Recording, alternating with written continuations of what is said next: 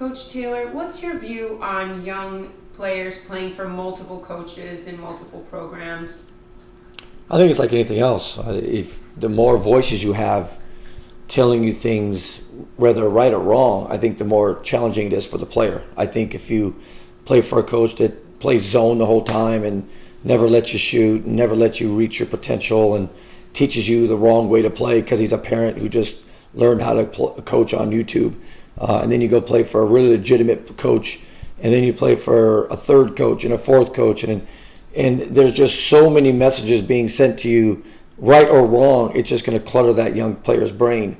I've never believed that was a good philosophy. I always thought in high school you should play for your high school coach in the AAU season in the summer as well, because it was the same voice, same consistent message, and it would allow you to be a consistent player.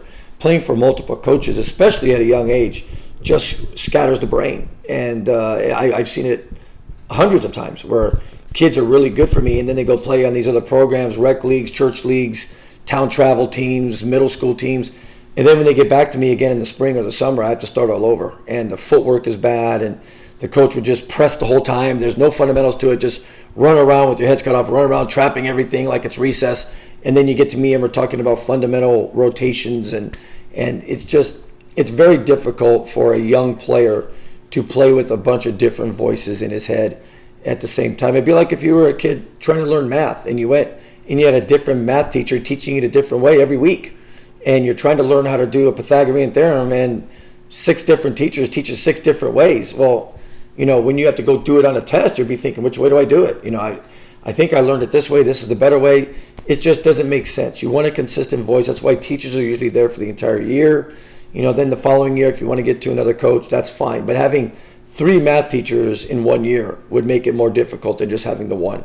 So I've always been a proponent of having one solid voice all year, especially at the younger ages. When they're 16 and 17, they're a little bit more capable of handling different voices. They can weed out the weak.